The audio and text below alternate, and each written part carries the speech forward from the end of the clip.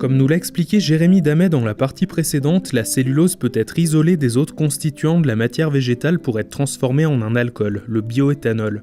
Mais quel procédé permet cette transformation ? Pour comprendre comment produire de l'éthanol à partir de cellulose, il est d'abord important de savoir à quoi ressemble la structure chimique de la cellulose. D'une certaine manière, la cellulose pourrait ressembler à un collier de perles replié sur lui-même. En chimie, on appelle ce genre de molécule un polymère.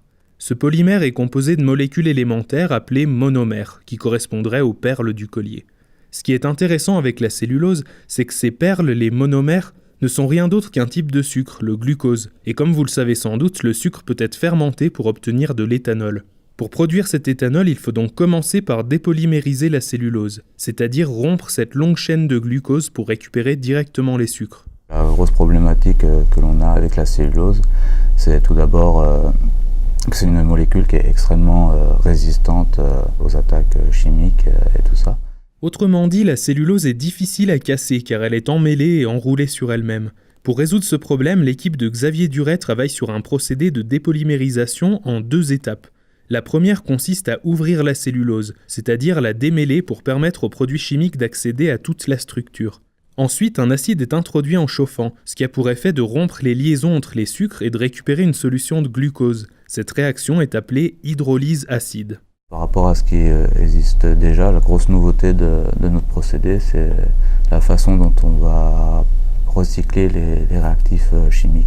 Pour qu'un procédé d'hydrolyse de la cellulose soit rentable, il faut être capable de recycler les réactifs qui vont être utilisés. Donc ça a deux aspects déjà, une rentabilité économique, mais également avoir un impact environnemental plus faible.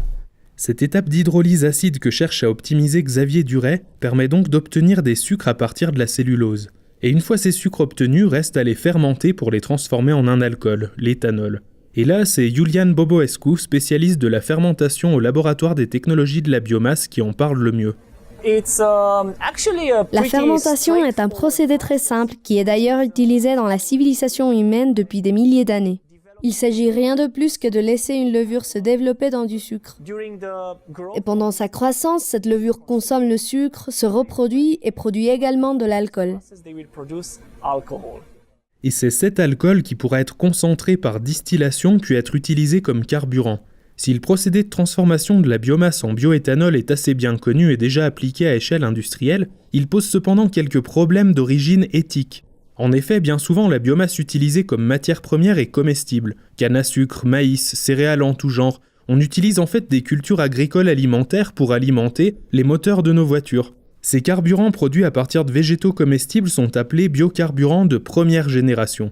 Les problèmes éthiques entourant ce type de carburant ont poussé les chercheurs à développer d'autres types de procédés conduisant à l'obtention de biocarburants de 2e et de 3e génération. Pour l'éthanol de 2e génération, au lieu d'utiliser des denrées comestibles, nous essayons d'utiliser de la biomasse résiduelle. J'entends par là des déchets comme des déchets agricoles ou forestiers. Finalement, tous ceux qui n'est pas déjà utilisés. Les branches, les feuilles, les tiges des plantes. Toute cette matière dont il faut de toute manière se débarrasser. Nous prenons donc toute cette biomasse, nous la traitons et nous essayons d'en extraire le plus de sucre possible et de les utiliser pour produire de l'éthanol. Depuis quelques années, nous entendons de plus en plus parler de bioéthanol de 3e génération qui pourrait être produit à partir de micro-algues. Car ces algues, en plus de constituer une excellente matière première pour produire l'éthanol, sont aussi riches en protéines, en acides gras et en divers composés d'intérêt pour l'industrie. Le principal problème, c'est que les algues ont besoin de beaucoup d'eau et de nutriments pour pousser.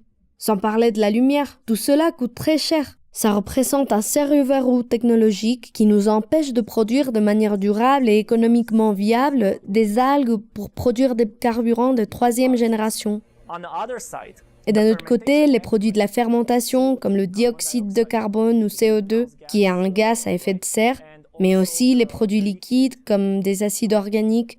Tout cela représente des déchets que nous devons traiter. Alors finalement, nous avons 2 problèmes entre les mains. Ce que nous faisons donc ici, c'est que nous combinons ces 2 problèmes pour créer une solution.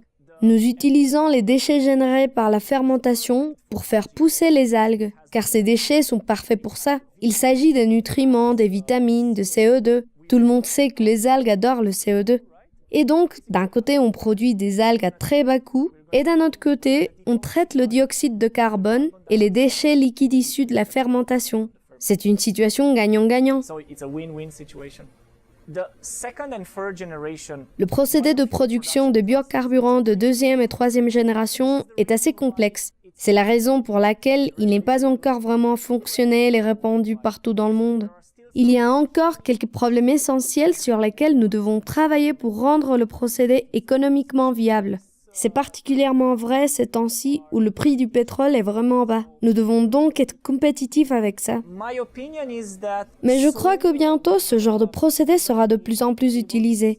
Nous travaillons déjà avec des grandes entreprises qui produisent pour l'instant de l'éthanol de première génération. Mais ensemble, nous sommes en train de lever des verrous technologiques. Et peu à peu, nous essayons de mettre en place chez eux ces technologies de production d'éthanol de deuxième et troisième génération.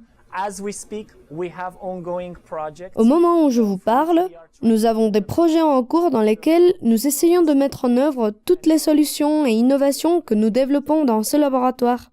Les problématiques de recherche du laboratoire des technologies de la biomasse vont plus loin que la simple production de biocombustibles. Si les algues peuvent consommer du CO2 pour produire du bioéthanol de troisième génération, d'autres procédés pourraient également utiliser des gaz à effet de serre comme matière première.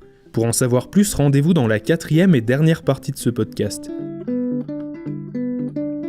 Pour nous soutenir et nous permettre de continuer à produire nos reportages autour du monde, n'hésitez pas à nous faire un don et à nous relayer sur les réseaux sociaux. Retrouvez également l'ensemble de nos contenus en accès libre sur notre site internet sciencevagabonde.com.